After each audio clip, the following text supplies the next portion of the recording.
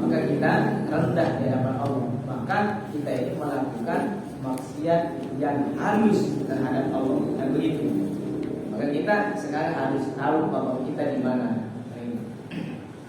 Wa iradatul asbab ma'ikumatillahi jaga fit tadris. Dan kehendakmu, keinginan kita di makom asbab, padahal Allah sudah menempatkanmu iya kafir tadris di tadris, makom tadris. Allah menempatkan kita makom tadris, tapi kita ke asbab, ke urusan dunia. Asbab itu kita selalu mencari dunia, padahal Allah sudah menempatkan kita di makom tadris. Kayak kiai kan biasanya itu untuk rezeki dijamin sama Allah, tinggal aja dengan berbisnis, sumpah berbisnis. Maka kan boleh nggak? Boleh, tapi kalau udah cukup mendingan di makom tadi, karena Allah itu sudah menempatkan di situ. Gitu. Kalau kita punya anak, punya istri, lompat dari itu menghilangkan dunia, langsung ke makom tadi, maka maksudnya yang halus kayak tadi. Tapi yang dua-duanya istimewa di hadapan Allah. Ibadah ini istimewa, asbab tadrib istimewa. Tapi lebih istimewa lagi kalau dua-duanya kita dapat. Gitu. Gimana? Kita asbab bisa, pas waktu luang kita tadrib, itu istimewa di hadapan Allah. Yang ini, dalam waktu 24 jam kita gak mungkin bekerja terus. Maka Allah itu pasti memberikan waktu luang untuk kita itu pergi ke makom tadi. Yang tadinya ngurusin dunia, makom asbab, dunia terus. Maka Allah memberikan 2 jam atau 3 jam kesempatan luang untuk kita ke makom tadrij, untuk kita ibadah. Maka jangan sia-siakan sama kita itu baca Quran atau kita ngaji, begitu. Maka disitulah kita mulia kalau kita pergunakan. Tapi kalau kita enggak mempergunakan makom itu, berarti kita hanya mengejar dunia, makom asbab aja kita kejar, kayak begitu. Maka yang mulia itu dua-duanya kita dapat. Makom tadrij dapat, makom asbab kita juga dapat. Walau ulama-ulama yang sufi, beliau itu milihnya makom tadrij. Bahkan ada yang enggak menikah hanya untuk beribadah kepada Allah, gitu. Tapi di sini makom tadrij maksudnya di sini ungkapan tadi di atas berarti meninggalkan sebab yang menjadi jalan untuk menemukan apa yang seharusnya dijalankan oleh orang-orang yang sholihin. Jadi meninggalkan sebab yang menjadi jalan untuk menemukan apa yang seharusnya dijalankan oleh orang-orang sholihin. Jadi orang-orang tadi ini jangan ke makom asbab, jangan ke makom mencari dunia dalam urusan dunia. Ini kalau kita udah cukup masalah dunia, udah cukup. Ini cukup nih, kita sehari kebutuhan kita sehari sekian cukup. Dan dalam waktu 24 jam itu dari pagi sampai sore 12 ya. Dari pagi sampai sore kita bekerja cukup untuk kebutuhan kita. Maka jangan sampai kita itu nambah lagi makom asbabnya, kesibukan kita. Berarti sisanya itu berarti Allah berikan kesempatan kita untuk ke makom tadrij, untuk beribadah. Berarti kalau kita menambahkan, berarti menyibukkan diri kita dalam makom asbab. Namanya itu masuk, kita itu sibuk dalam urusan dunia, gitu. Dan dua-duanya ini berpeluang untuk masuk ke surga. Makom asbab berpeluang, makom tadrij pun berpeluang untuk ke surga. Yang penting syaratnya kita di makom asbab nih mencari dunia. Syaratnya ketika kita berbisnis, ketika kita berusaha, kita ini ukurannya, kita ini pantas enggak di makom asbab ini. Ada ukurannya. Yang pertama, kita bekerja cukup keperluan kita dan membantu orang lain. Yang pertama ini. Jadi makom asbab itu kalau kita bekerja untuk kebutuhan kita dan untuk membantu orang lain, berarti kita sudah pantas di makom itu. Berarti Allah sudah menempatkan pas di makom itu. Tapi kalau kita bekerja hanya untuk mengumpulkan harta, untuk kekayaan, berarti kita salah di makom itu. Berarti terlalu banyak makom asbab yang kita lakukan di situ. Kayak gitu. Yang kedua, usahanya melalaikan, meninggalkan Allah. Kalau usaha kita melalaikan, meninggalkan Allah, lalai terhadap Allah, zikrullah, enggak mengingat Allah usaha kita, berarti kita itu salah di makom itu.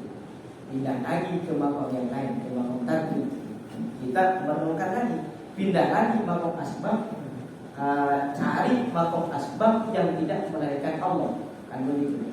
Itu yang pokoknya yang kedua, ketika kita bekerja niatnya cukup untuk keperluan kita dan untuk membantu orang lain. Yang kedua, usahanya melalaikan, jangan sampai melalaikan untuk mengingat Allah.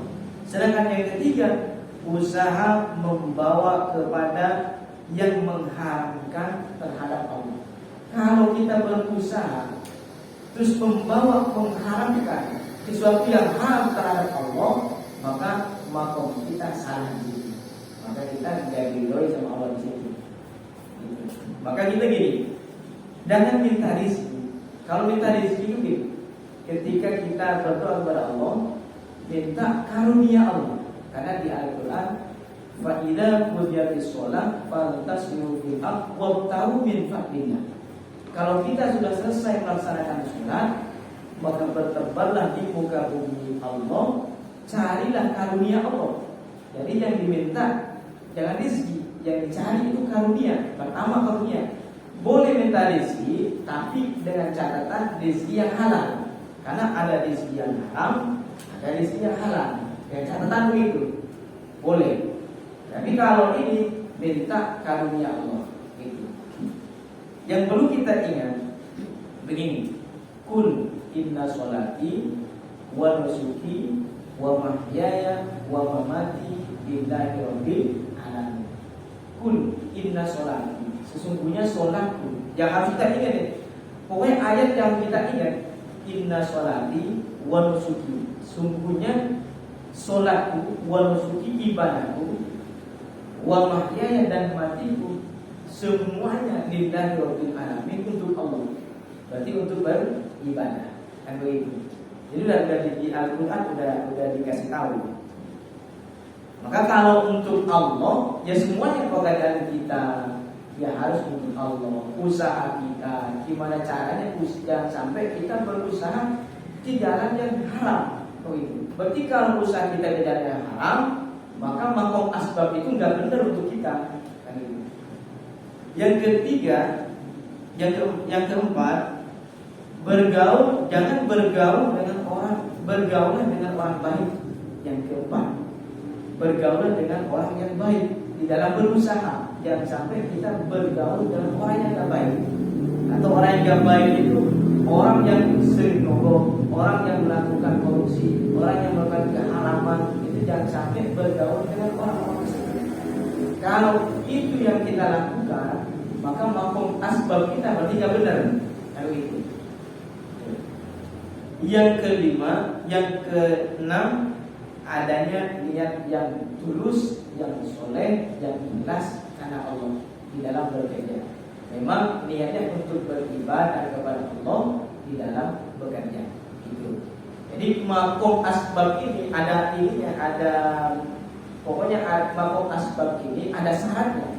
Kalau kita bekerja niat karena Allah dan bekerjanya untuk kebutuhan kita, bukan untuk menumpuk kekayaan dan untuk membantu orang lain, bahkan usaha membawa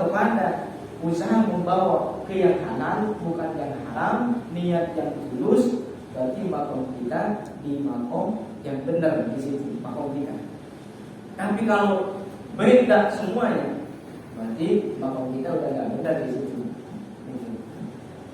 Terus selanjutnya di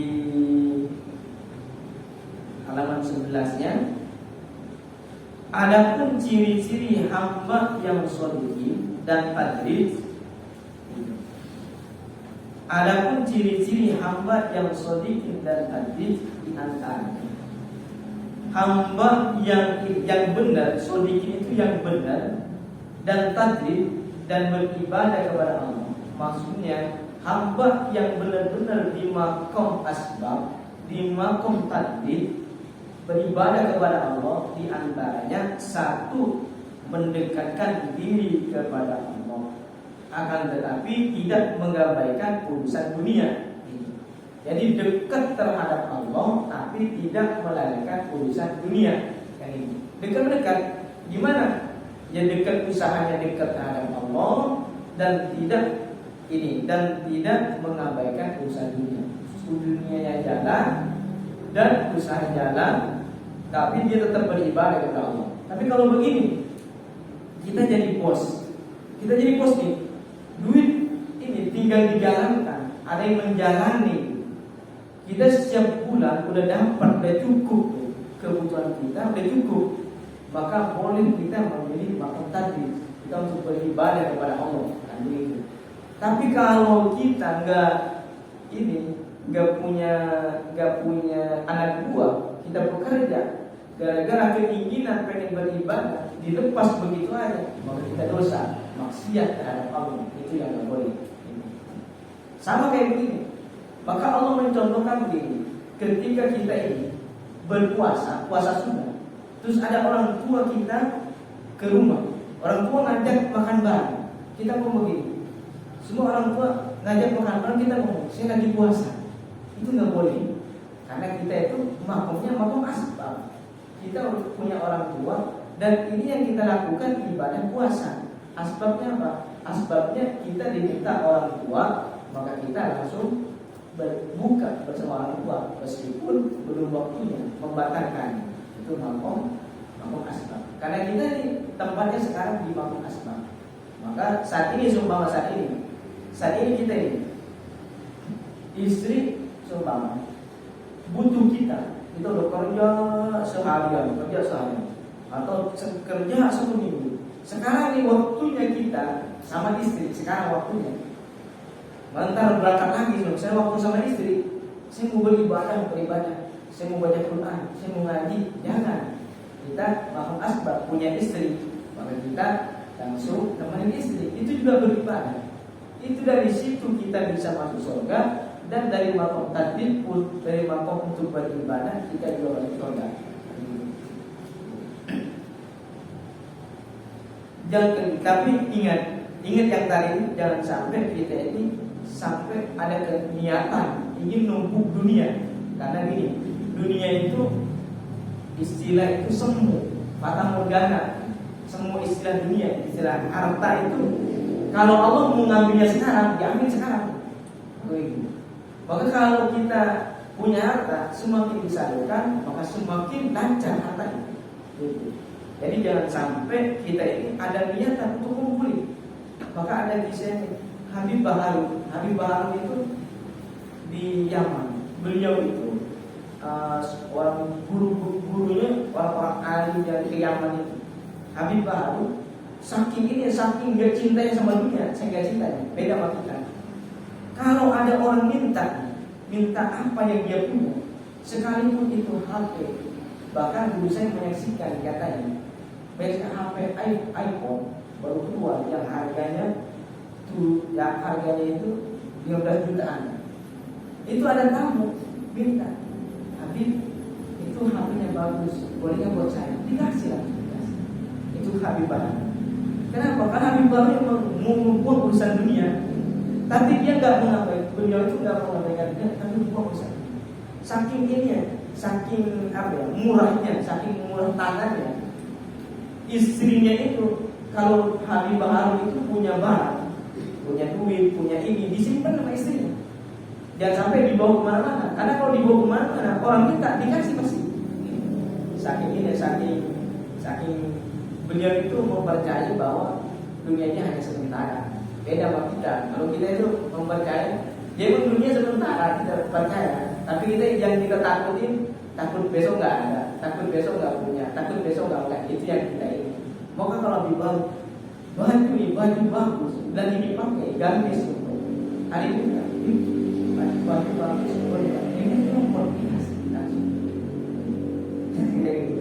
Kalau kita kan kadang nggak ngasih, udah nggak ngasih, Kadang ngatain kan gitu.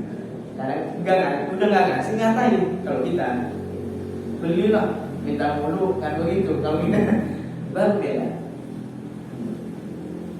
Tiga, yang kedua, mengkhususkan diri beribadah semata-mata kepada Allah.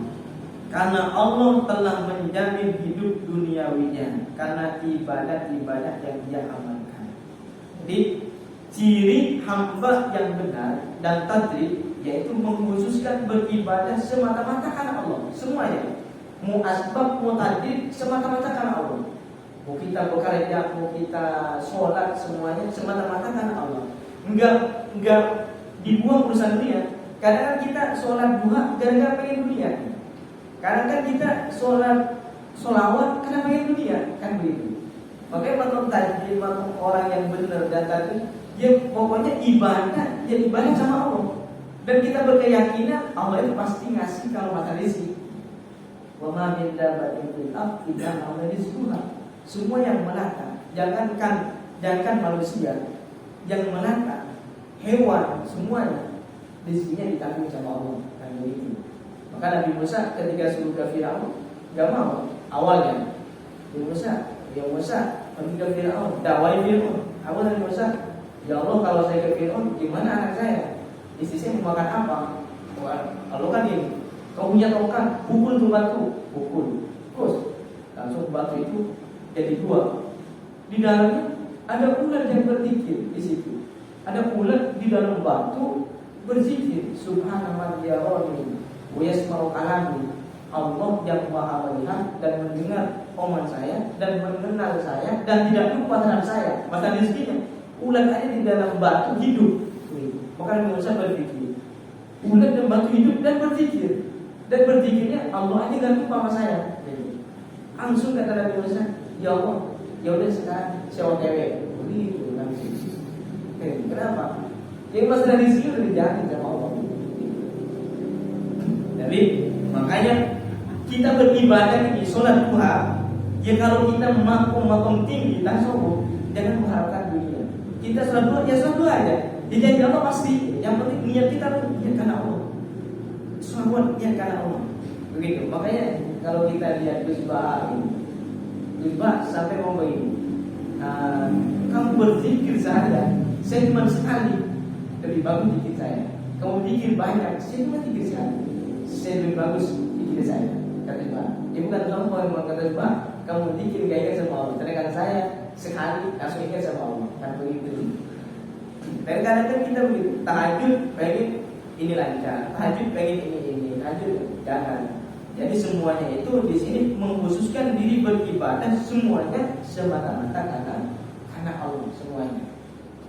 Bekerja pun karena Allah, bekerja karena Allah, karena Allah. Kalau semuanya karena Allah, maka Allah itu senang. Ketika Allah senang, apa sih yang gak mau dikasih sama Allah? Tapi kalau pengen beribadah karena pengen ini, kan ibadah pengen ini, kan begitu. Maka masa kasih sayang Allah langsung ditukar dengan dunia yang gak ada apa-apanya. Bahkan dalam ayat Ta'lim wa Ta'lim dijelaskan, ya dunia aqallu minal qalbi. Dunia ini lebih sedikit dari sesuatu yang paling sedikit. Dunia, saking sedikitnya dunia yang direbutkan oleh semua orang di kitab Ta'lim itu dunia itu sedikit dari sesuatu yang paling sedikit. Kayak apa dunia? Bahkan Nabi mencontohkan cemplungin tangannya dari diangkat diangkat ke laut jatuh. Nah ini dunia yang jatuh ini dunia. Ini yang direbutin semua orang sampai memutuskan silaturahim, sampai berantem saudara kan begitu. Ini hanya dunia. Wa asyikulah ada dunia dari orang yang sudah kena asik dunia. Ada dunia dari awas ada dunia, maka keasikan dunia maka orang itu bikin hina. Kalau orang terlalu asik terhadap dunia sampai lupa ibadah, maka orang itu termasuk orang yang hina. Minat dari sesuatu yang hina. Kita udah hina, ditambah lagi tinggal dunia, maka kita semakin hina. Kita hinanya di mana? Ya kita kemana-mana di dalam perut kita bawa kotoran. Bahkan kita diciptakan dari sesuatu air yang hina, saya hina dari orang tua kita. Itu apa yang kita banggakan. Maka semua yang pertama khususkan beribadah semata-mata karena Allah. Urusan dunia telah menjamin hidup duniawinya Allah karena ibadah-ibadah yang dia amalkan. Yang ketiga, menempatkan diri dalam hidup sederhana, qanaah, dan menjaga kehormatannya ifah dalam hubungan sesama manusia. Jadi yang ketiga, kita ini menempatkan diri kita, jangan sampai kita ini rakus, kita harus qanaah, menerima apa adanya, kan gitu. Dan bahkan dijaga ifah kita, jangan sampai harta orang lain kita ambil, jangan sampai hak orang lain kita ambil. Karena orang yang sudah cinta dunia, dia udah gak kenal halal haram, mau yang haram, mau yang halal, udah diambil aja. Maka di sini dijelaskan bahwa kalau kita berada di makom yang benar, mutadrid, muasbab, maka dia itu hidupnya selalu qanaah, menerima apa adanya. Yang penting cukup dan dia tidak merendahkan diri di hadapan manusia. Kan begitu. Ini penting nggak? Penting untuk kita, karena kita sebagai mukmin, hati kalau kita enggak dinasehati, maka di ini fa inna dzikra tanfa'ul mu'minin. Sesungguhnya zikir, nasihat kayak gini nih, tanfa'ul mu'minin, sangat bermanfaat bagi orang mukmin. Jadi kalau hati enggak dinasehati, enggak dengar nasihat, urusan dunia, urusan ini, maka hati itu akan menjadi ini, enggak mengingat Allah. Hati itu akan ini, enggak akan keras kan gitu. Tapi kalau sewaktu-waktu dengerin nasihat, insya Allah hati akan menjadi luluh. Maka adanya sholat Jumat itu, adanya sholat Jumat, adanya khutbah, itu kan biar ini, seminggu sekali ada khutbah, itu biar kita itu mengingat tentang akhirat. Maka harus ada takwa, harus ada wasiat ketakwaan, biar kita tuh selalu bertakwa kepada Allah. Tapi kadang-kadang kita beda. Ketika khutbah mulai, langsung kita tunduk ke bawah, berhenti dulu begitu. Kan beda. Padahal niatnya khutbah itu nasihat kita setiap minggu, biar hati kita ini enggak terlalu keras. Tapi kita beda. Habis khutbah dimulai, baru tidur. Pas bangun-bangun, melek. Khutbahnya cepat juga ya. Bukan cepat juga, memang tidurnya terlalu lama gitu. Udah mau sholat aja dan begitu. Tapi makanya tidur yang nikmat, yang tidak dirasakan oleh seorang perempuan, ya tidur pas lagi khutbah. Tidak pernah dirasakan, mungkin jarang dirasakan oleh perempuan. Yang keempat, tidak menyanyiakan pemberian Allah yang telah diterima oleh si hamba seperti rezeki yang tak terduga untuk kepentingan manusia lainnya. Kemudian ia tetap istiqomah dalam ibadah yang dijalankan. Jadi yang keempat, ketika Allah memberikan rezeki, maka orang-orang yang berada di makom yang benar, makom meskipun asbab atau tadrij, dia itu tidak menyanyiakan rezeki yang diberikan oleh Allah, bahkan dia itu memberikan untuk kepentingan manusia yang lainnya. Kepentingan kita udah cukup, maka lebihnya untuk yang lainnya. Maka ini makom yang benar. Tapi kalau kita enggak melakukan begini, maka makom kita ada yang salah. Nah kita lakukan ini, maka berarti kita ini insya Allah kita ini orang istimewa, insya Allah hatinya surga. Gitu. Karena Imam Ibnu Athaillah ini bukan orang sembarangan karena kita kayak gitu. Imam Athaillah ini orang yang sufi dan beliau itu memang orang-orang yang ahli ibadah, bahkan tarikat. Maka beliau mengatakan seperti ini, berarti udah terbukti. Gitu. Yang kelima, jiwa dan ruh mereka tenang menikmati ibadah kepada Allah. Jadi begini, dua-duanya, ada jiwa, ada ruh. Ruh dan jiwa itu tenang ketika beribadah. Kadang kita kan begini, jiwa kita, badan kita ibadah, tapi ruh kita nggak tenang, mikirin dunia, mikirin ini, semua dipikirin, pokoknya apa aja dipikirin dalam otak kita, kan begitu. Tapi kita ini berusaha untuk menyatukan jiwa kita dan ruh kita ketika beribadah kepada Allah. Yang gimana? Ya khusyuk, bisa khusyuk. Meskipun ya susah, tapi kita harus berusaha. Bagaimana caranya? Begini. Ketika ingat dunia, kan kita sholat Allahu Akbar. Ketika Allahu Akbar udah datang kebisikan kan dunia, kita langsung sebut, kembalikan lagi ke Allah, kembalikan lagi ke Allah, sebut di hati Allah, di hati Allah. Ingat dunia lagi, sebut lagi di hati Allah, kan sebut lagi, kembalikan lagi ke Allah. Kan itu yang kita lakukan, berusaha begitu. Yang penting manusia itu berusaha untuk mendekatkan diri kepada Allah. Entah itu gangguan ini, ya serahkan sama Allah. Kan yang penting berusaha. Sedangkan yang terakhir, yang keenam, mengembalikan seluruh persoalan yang telah terjadi dan yang akan terjadi kepada Allah, serta mengerjakan sesuatu perbuatan semata-mata karena izin Allah. Jadi yang terakhir ini mengembalikan semua persoalan. Jadi persoalan yang kita lakukan saat ini, kembalikan semuanya, mau yang terjadi, mau yang belum terjadi, kepada Allah. Maka saya ingat doanya Ustaz Anwar Sahri itu, doanya, dan sampai saya ini mengatur hidup sedikit pun. Jadi Allah yang ngatur hidup semuanya, jangan sampai saya ini mengatur hidup sedikit pun. Pokoknya Allah yang ngatur, saya bekerja pasrahkan kepada Allah. Allah yang ngatur semuanya, jangan sampai kita yang ngatur. Ya, intinya mau sesuatu yang telah terjadi atau yang belum terjadi, itu pasrahkan semuanya terhadap Allah.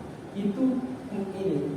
Apalagi di zaman saat ini, urusan dunia udah nomor 1, urusan dunia itu luar biasa itu kalau sekarang. Maka penting kita ini untuk mengokohkan jiwa kita, hati kita, agar tetap kita berada di jalan Allah. Maka intinya tadi, kalau bisa 2 makom ini kita lakukan, makom asbab, makom tadrij.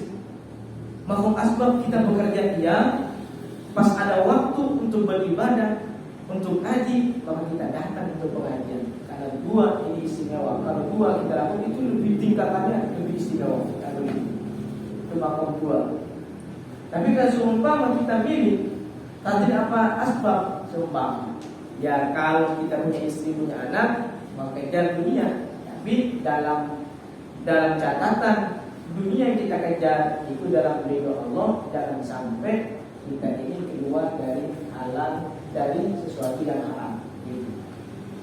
Itu tentang hikmah yang kedua tentang kita hikam, yaitu makom tadrij dan makom asbab.